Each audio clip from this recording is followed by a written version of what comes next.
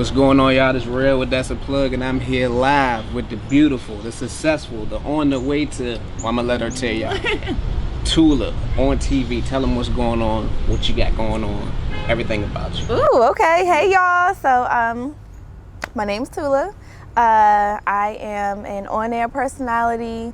I am Miss Louisiana, United States, 2018 Miss Louisiana, United States, and a digital lifestyle coach. Yeah, that's me in a nutshell. That's a lot. Digital lifestyle coach, exactly what is that? So a digital lifestyle coach, you know how you have a life coach, right? So I'm not a life coach, like I don't have one-on-one clients. However, I'm working on putting together digital products that help people live successful lives, like how to use my story, my pain points, or different things that I've gone through, package it, and that way other people can purchase it, apply it, and live an awesome life. Cool. So did you go to school, anything for that type of training, or how did that come about? So as far as like just being like I feel like that's just me. I didn't go to school for like coaching or anything. I went to school for broadcast journalism actually. Okay. But I've realized that I have gone through things and experienced things for a reason. Right. And I'm real big on being transparent. Like, you know how some people, this happened to me, so I'm not going to say anything. No, I believe that if God brought you through it, like it's your responsibility to share it with other people, because it may be someone else going through a similar situation, and like you can be that ray of hope for them just by opening your mouth and sharing what you went through. Yep. That makes sense.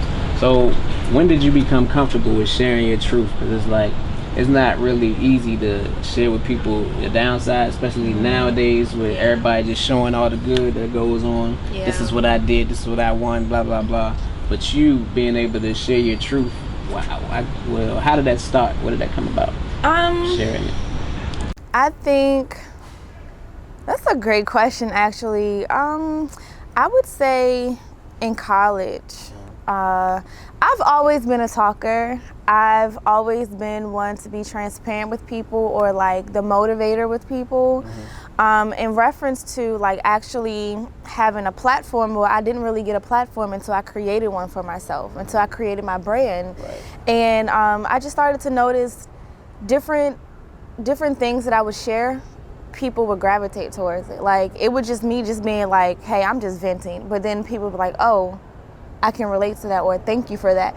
And so just recently, and honestly, I'm still getting comfortable. Like it's still sides to me that people don't know. Right. You know, my close friends know, like they're on the phone with me. I'm like, oh my gosh, what am I doing? Right, going through it. They know all sides of me. But I'm still working through how to share certain things, or, you know, just being transparent with certain areas. Like I haven't let everyone into every aspect of me.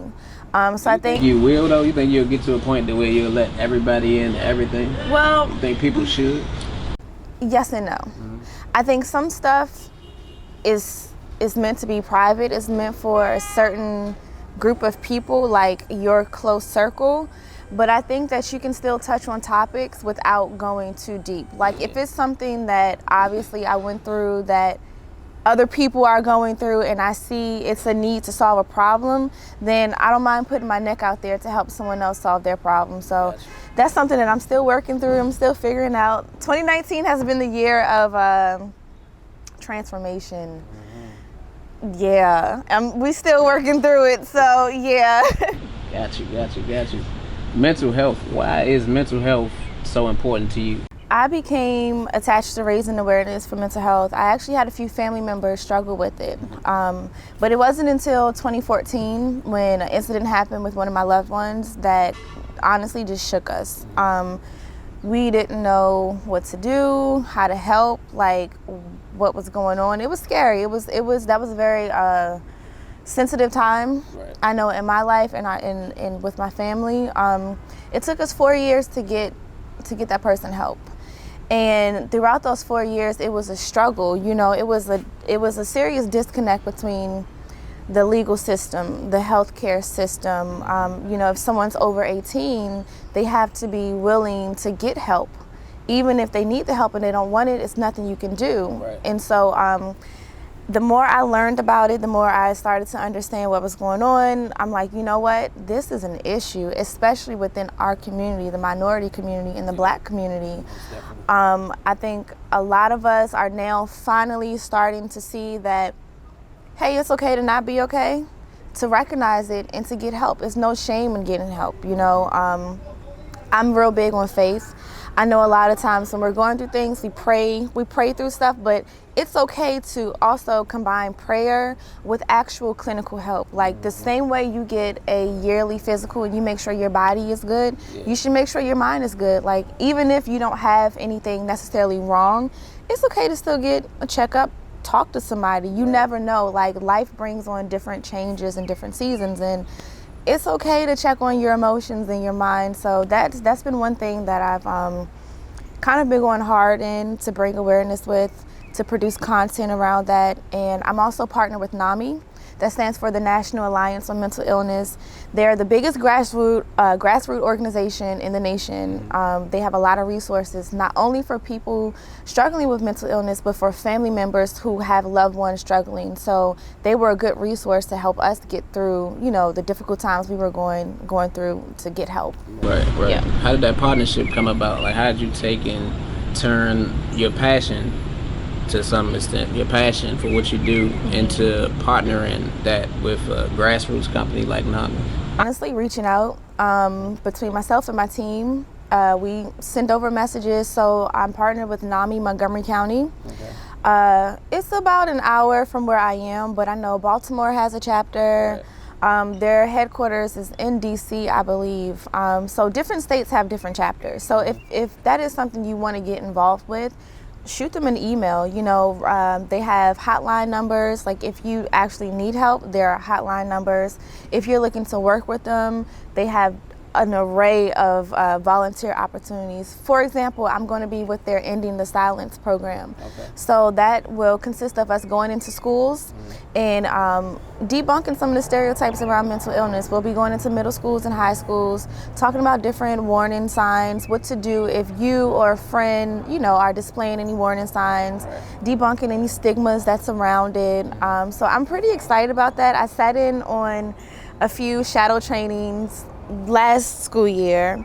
Now that my schedule is way more open because, you know, I left my job. So I'm really excited to dive into that and to get all that stuff started. Gotcha. What's the kids' responses to that when y'all come to school talking about mental illness? So when the session I sat in, well actually I sat in 2 sessions. It was high school kids and no, it was middle school kids. They were receptive. Like surprisingly, they were really receptive. They were asking some really good questions. You can tell that they were engaged. Some of them were asking a little personal questions, and we're not there to be like a therapist. You know, we're just there to share information and to guide them since we're not clinically trained. But you could tell that they were really connecting the dots and like, okay, this is how I can apply this. You know, so I'm excited to see how they respond this year. Did you see anything like that when you were in school? Did anybody come around and do anything like that? Raise awareness around mental health? I can't really remember, to be honest with you. I don't think so. I know in health class, not around mental health. No, I think I would see maybe like suicide prevention programs or like substance abuse or like anorexia, like that type of stuff. But no one touched on like depression or anxiety, and I think those two are probably some of the most common things within our generation and even younger kids because of social media, I feel like, you know, so yeah.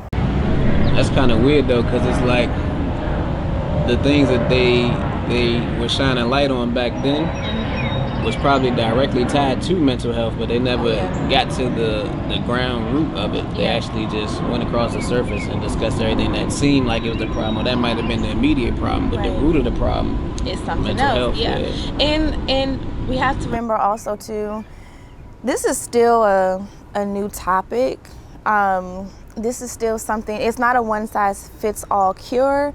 It's not a one-size-fits-all diagnosis. Like the brain is a very interesting and intricate thing. So I think now in 2019, there has been, you know, more research and more, it's really like trial and error with some stuff too. So I think now that we're finally catching on, like, okay, we need to start addressing certain behaviors. Let's not just brush it aside. Let's not just say, oh, this child is bad just because they're acting out. Let's get to the root of it. Or if they're not making good grades or focusing, let's not just say, oh, just put them in a special class. No, let's get to the root of it.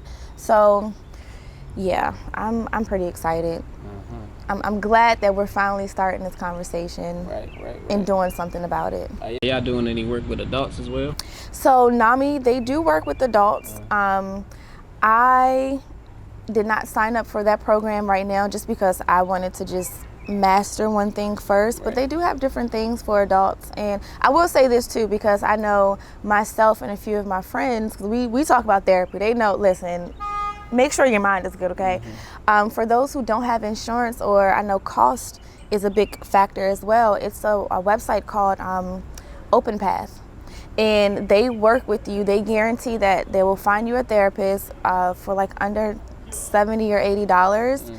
And a lot of therapists on their website have a sliding scale, which means that you can come to them with your budget and, they'll work with you. Wow. Yeah, so Open Path, that's the name of that site. A very good resource, yeah. Got you. Let's change it up a little bit. So coming from a 9 to 5 job, you worked in the government, right? So from working with the government, having security, having benefits, I'm sure, all that good stuff. How was it jumping over into entrepreneurship, which is kind of unstable? It's up and down, and you got to make your own way.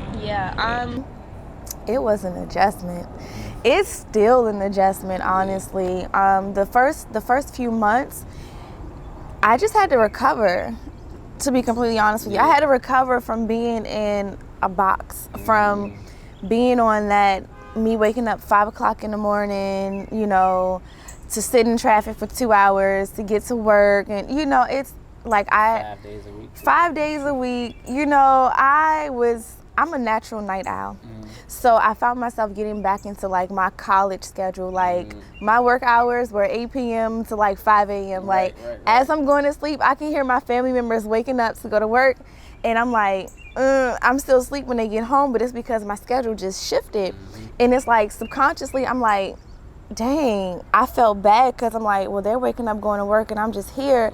But I had to remind myself, like, snap out of it. Like you're doing something different. So I had to kind of break that mentality of, okay, just because I'm not doing XYZ doesn't mean I'm not doing what I'm supposed to be doing. Oh gosh, me having to get structured. Like I'm still trying to figure out like what's my how does my day look? And each day is different for me. Some people are really good as far as like keeping a set schedule. I'm terrible because like I'm gonna be real. Like if y'all want me to be completely 100 with you, I get insomnia. Like I've been dealing with insomnia for a minute, but now that I'm kind of on my own schedule again, I'm up all night. When I'm tired, I can't sleep because it's 50 million things I'm thinking about for the company, things I need to do. I literally, when I say I hit reset on everything, I hit reset on everything. I went back to the drawing board with my business plans. Okay, this is working, this is not working, this is not what I thought it was going to be. OMG, what the heck am I going to do with myself? Like I financially planned my budget up until September, October, like bills taken care of, cool.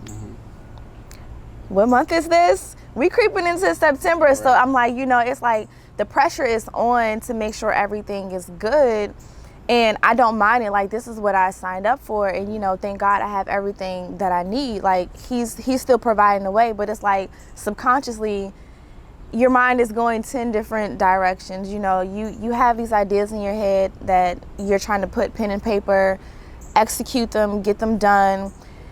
It's a lot. And this is not for everyone. Like entrepreneurship life is not all glitz and glamour, what you see on social media. It gets real, like it gets hectic, it plays with you. Like sometimes I don't feel like doing anything. Sometimes you feel bipolar. Like literally, like sometimes I feel like I'm not getting out the bed today. Like I need a mental day. Or sometimes you have to push through it and hey, this is what I asked for. Like I'm tired, I feel terrible, but I have to get out of bed, because at the end of the day, if I don't produce, then nobody else will. Right, and it's like this, it's you. And it's not just a 9 to 5 anymore. my 9 to 5, I can go to work and, you know, be tired and still do my job, but I don't have to talk to anybody. And it's like, I'm gonna still get paid. But this is like, I'm my company. I'm the face of everything. I have to figure it out. I have my team that's dependent on me to make sure that I'm on it. So it's definitely been an adjustment. It's still way more to go. But I honestly wouldn't have had it any other way, because if I didn't take that leap months ago, then I would have still been stuck in that same circle. Gotcha. So yeah. Got you. How long did it take you to get out of that box that was formed around you, the security net of the government job? So, you know, it's crazy. Like, once I knew that, like, I was leaving, it was instant. I always knew that the government was a stepping stone for me. And don't get me wrong, it was a huge blessing. After graduating from high school, starting college, I was working with the government. Right. Once I graduated college, I had a secure job. Like, I was making a decent amount of money. Like you said, benefits. It was literally funding my part-time, which was my entrepreneur journey with Tula Talks. Right. But I found myself still dealing with similar situations. And you know what they say, if you keep ending up in the same situation, you gotta look in the mirror and be like, all right, something you doing. What am I doing? And that's what I did. And I'm like, you know what, let me tighten up on this, let me tighten up on that.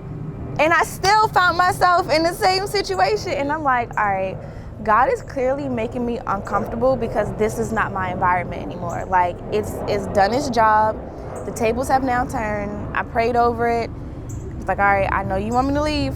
When do you want me to leave? Right. I talked to my family about it. They had some questions. I was like, I don't have the answers to everything right now, but I know I have to move. And so that was like literally my leap of faith moment to just move.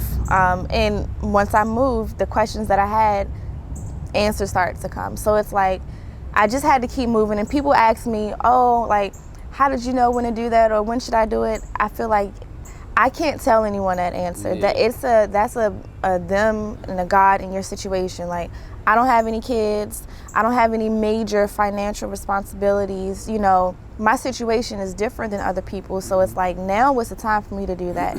If you have kids or you have financial obligations, I always tell people, find your number. What's your number to make sure you're good for like 6 months, you know, to live off of. Gotcha.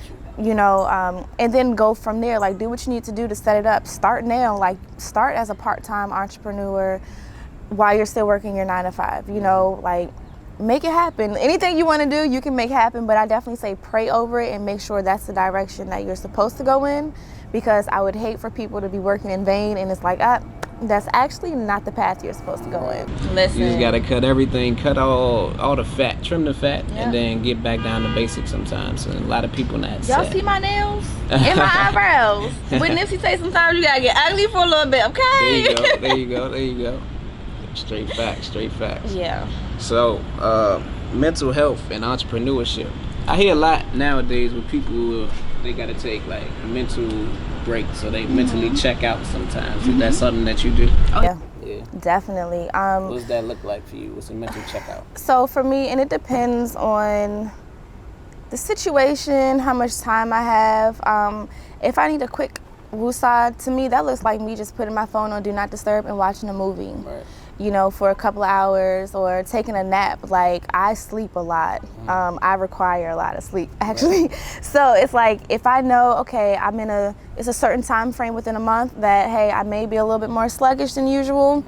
I've learned to not fight my body, to take my break, because if I'm pushing myself, then I can't produce anything if my cup is empty. Right. So yeah, sometimes that looks like just me looking at a documentary or a good movie, a good show. Sometimes that looks like me hopping on a plane and going to the beach somewhere, like my happy place, or driving over to Sandy Point, you know, just looking at some water. I love water. Yeah, I love water. I love sun. Sometimes it looks like just me being around family and friends, like people who make me happy, people who make me laugh, going to get my niece. Like, sometimes that's my mental checkout, you know. But yeah, I definitely encourage people. I'm not for that whole team no sleep. People need sleep. Your body needs rest. Like, you need to recover, because once again, you can't expect to produce to your full potential if you're running off of E. Right. You know, so those two definitely go hand in hand. And if people say they don't, they tripping, guys. I'm gonna tell you something. I've been on Team No Sleep for like, well, nah. So look, I've been an entrepreneur for like, I've been an entrepreneur my whole life, but officially with a business. I've been a business owner. Let's say that. I've been a business owner for the past 6 years. So the first 3, maybe 4 years, I was Team No Sleep all day. Like I was going. Like I would wake up at 7 o'clock in the morning. Every morning I wake up at 7, either 6:30 or 7. Go work physical labor until like 6, 7 o'clock at night. Then come in the house and do paperwork because what nobody was doing. I was just starting off. I ain't paid no secretaries or none of that. So doing paperwork until 2 o'clock in the morning just because I was just learning it, trying to figure it out and stay on top of stuff. And then I ended up getting like maybe 2 hours of sleep, but then turn around doing it again. That like, is so not healthy. I know. Look, I ain't know at first because I mean, me, it was just my passion. Like my passion drives me to do some amazing shit. Like stuff I never thought I could do, I can do if I'm passionate about it. So that's what happened. But I had to find out the hard way that you will definitely crash. You will definitely not be as effective as you think you are just because you on go mode all the time. So and don't get me wrong, because sometimes that's necessary. Sometimes you have to pull all-nighters. Like if you're working on projects or it's certain things, you just got to do it. Like I've been there where I'm up for like 48, 72 hours pretty much straight getting stuff done. But it's like, okay, if you know you got to do that stretch, make sure you allot time to catch up. Make sure you allot time to sleep, to take care of your physical self because, it's all about balance. Like I'm learning balance now. It's my body will make me balance. Your body will sit you down. What? In a heartbeat. I got you. Yeah. I got you. Media. So I don't think we touched on media yet because while you do this mental health stuff, you know, you're in the mental health field and you're an entrepreneur now. Media ties into all that. It does. How do you tie media in and everything? It does. So media is kind of my vessel to spread what I'm doing and who I am. I became interested in media. So let's just backtrack. I always knew I was going to be on TV. Like little watching all that, I would wonder, how did they get inside the TV? Because I wanted to join them. So acting is my first love. That's my first passion. I became interested in being a journalist during everything that happened with Trayvon Martin. I didn't appreciate how the media was dragging his name through the mud, like just the false headlines, and it pissed me off, to be completely honest with you. And I'm a firm believer in being the change that you want to see. So I'm in school for journalism. Why not start my own thing? Like, I'm not getting picked up by nobody else, so take those no's, make my own table. I just started to do my own thing and figure out what my lane was going to be. And just as things progressed, I realized, okay, I like covering certain things. People like receiving certain information from me. And it just organically started to flow because, oh my goodness, it was a mess at first. It was frustrating at first. But it's a lot. And it's like, as soon as you think you caught on to something, it's like trends are changing. So, but in reference to me being a journalist and being in media, I just feel like, once again, if you see something that you want to be changed, then do it. Don't wait for the next person to do it. And I'm like, it's not enough of us present. Even though it may seem like it's a saturated field. I mean, this field is kind of saturated, but we're all different and we're all unique. It seems like it's saturated. Yeah, but we're all different and we're all unique. So it may be a lot of us, but we all bring something different and unique to the table. And that's something I have to constantly remind myself that, yeah, it may be, a lot of us, but we're different. I bring a different background and a different skill set to the table and different interests to the table than other people. So that's kind of been my driving force. And I love talking. Like I said, I love talking, clearly. I love telling stories. I love highlighting things. So it's like, well, why not use my talents and what I'm good at to continue to spread that message? Media, like I said, it's a vessel. I can spread information about mental health awareness. I can spread information about voting or stories that may not make mainstream media. So it's really just my platform to just share the message. And I realized that too, like, you're more than just media. You're more than just a correspondent. Like, that's just one tiny vessel to spread your message. So Yeah, that was an epiphany I had earlier this year too. That's dope. That's dope.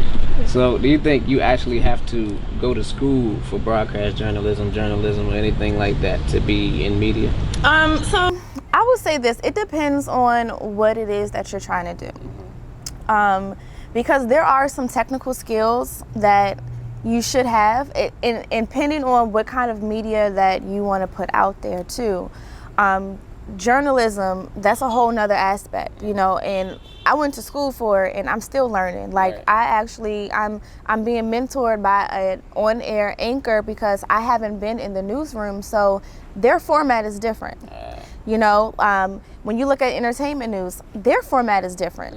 When you look at blogs, we create our format, you know, so I don't think you have to go to school for it. But I do think you still have to do your due diligence and study the greats, study people who have good formats that you want to pattern after and make it your own. Because once again, unfortunately, like when you see some of these red carpet shows, like they may put just the popular influencer on there, or, you know, they just throw someone out there just because they have a high numbers or high following. But if they don't have that technical background, then if something goes wrong, they're stuck. Or if they're not prepared for something, they're stuck. And that's when you need that journalistic background to kick in. Like, throw me in the fire, throw me in the ring, we're gonna make it work. If the teleprompter go out, it's all right. Like, we're gonna wing it, we're gonna make it work, because I do X amount of prepping, you know, in advance, or it's just something that you're groomed for. So you don't have to go to school for it. I will say that. However, still study your craft, perfect your craft. Like, that's honestly in whatever you do. Right. How often how much time do you put into studying your craft nowadays? I know you did a lot previously. Yeah. I feel like this is just my life. It's so funny because it's like before, you know, I was on a 40-hour-a-week schedule with work, and now I just feel like my life is 24/7, like just my business and perfecting my craft and, you know, studying and researching things and just practicing. So it's no X amount of time. I just feel like it's just my life. It's just who I am now. Yeah. No question. What's next for your brands, as we say? We can say that. What's next for the brands? Okay. You want to know how it's like? No, but in all seriousness, so what's next for the brands? I'm actually looking to expand with Tula Talks. I do want to bring on some other correspondents because I don't want to do everything. Like, I'm just going to be real. I don't want to do everything. I'm not an expert in everything, so I am looking to bring on like some fashion contributors and, you know, political contributors, people who have the background expertise and they can talk on certain things. I'm looking for more content creators. Like, I want us to be a reputable brand that you see at your favorite events, you know, us to give you the inside scoop for events that you can't be at on a national level and a local level. In reference to the brand, I'm definitely expanding with, you know, different products I'm putting together. Like I mentioned before, with the digital lifestyle coaching portion, I'm working on some things to help tell my story and to help others by telling my story. I don't know how I'm going to do it just yet because there's so many different ways I can execute it. And yeah, just working on a few more business ventures. I'm really trying to hone in on the things that I'm good at and how can that bring me in revenue, but also like staying in tune to what my purpose is. I don't want to get sucked into things just because it can make me money. I want to stay focused and like stay true to, okay, this is why I'm here, this is who I'm here to help, and everything I do needs to align with it. Yeah. That makes sense. So how important is speaking your destiny into fruition to you? I think it's important. I think, so people call it manifestation. I definitely believe it is power in the tongue. Like the Bible says there's power in the tongue. I truly believe that. I think that it's important to shift your mind, to shift your heart, and also back it up with prayer. But then also back that prayer up with work. We can pray all day for something, but you have to do the work too. Right. And I think when you combine all of that, that shows you, okay, is this the direction you're supposed to be going in? Because sometimes we may think, oh, this is what we're supposed to be doing. Because it's like, okay, how do you really know that you heard from God, right? Like, that's always the question. Right. And I find, okay, well, one, he speaks to people different ways. He speaks to me through my dreams. So, like, I'll get confirmations and stuff through my dreams. And then if I go back it up with action, when stuff flows seamlessly, then it's like, okay, yes, this is what I'm supposed to be doing. If I find myself going through like difficult hurdles, I usually stop and reconsider, is this really what I'm supposed to be doing? Because from my experience with me, if it's things that are meant to be, it's going to flow. Like, yeah, you may run into some hiccups, but when it's like a hard no, or like it just don't feel right anymore, I've learned to just take the hint, shift, and keep it moving. Like, it's okay. Like, sometimes what's for me is for me, and like, if I thought it was for me and it's not for me, you're gonna make it clear, and I'm gonna be like, all right, it's cool, dang, I gotta take that L, but all right, we're gonna go on to the next thing. So That's interesting. I'm just like the opposite. So really, yeah, I'm hard-headed. So I'm a Taurus, so I'm hard-headed. We like, but y'all my favorites though. Yeah. Once we get focused on something, we not stopping for nothing. Like, I'll run into that brick wall 17 times thinking I'm gonna bust it down, tripping and shit, until that one time, like, okay, I probably should hop this jump. Yeah. You know what I'm saying? So But see, that's painful, right? It's very painful. It's painful. Like, going into the year, I listened to Transformation Church online, Pastor Michael Todd, and I tried something new this year. Usually we have our New Year's resolutions, right? Oh, I want to do X, Y, Z. So he challenged us to go on a fast and not tell God what you want, but ask God, what should you be doing? Right. And I was like, you know what? That's pretty smart. I'm gonna try this. And I found it very useful, because why not, like, ask for direction from jump? Like, why waste time doing things that we think we're supposed to be doing? Right. Like, just take a moment, sit still, get some direction, so that way, like, you're running in the right direction versus wasting time and energy and effort. Because me personally, listen, if you telling me it's a wall and I'm going to hit my head on it, I'm like, all right, so is there a path? Right. Like, I'm going to ask, because you got a bruise on your head. I don't want a bruise on my head. So, yeah, I've learned that. I've learned that the hard way. Like, just ask for help. Like, you don't have to reinvent the wheel. Right. I'm real big on work smarter, not harder. Was that something you think you learned later on, or was that something you learned earlier in life? I think that's something I want to say a combination of both, honestly, but I started to apply it later on in life. Like, I started to realize that I've experienced and witnessed different things for a reason. Yeah. And to use it. Like, I just kind of shifted my mindset. Like, I've always been one to, like, come on, y'all, let's do this, or, you know, a leader, as they would say, but I've been more observant lately. Let's Talk Live, y'all had like a game at the end when you played with the anchors, right? Yeah. So it's not like that, but we're gonna switch it up a little bit. Okay. That's a plug, you know what I'm saying, the motivational platform. So it's an affirmation game. Okay. I started off, and then you finish it with what makes sense to you. Okay. Make sense? Let's do it. I am. Powerful. Okay. I will. Be successful. Before it's all over. We're going to get this thing popping. Yeah. I learned from my mistakes and my faith. I never give up. I have control over my destiny. That's what it is. I like that. Yeah. I had to get some inspiration. That was dope. So, you heard it here first. That was Real. That's a plug. Live with Tula Talks.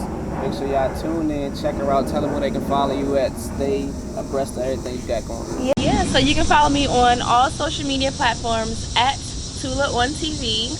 You can find me on YouTube. Type in Tula Talks. You can check out my website, tulatalks.com.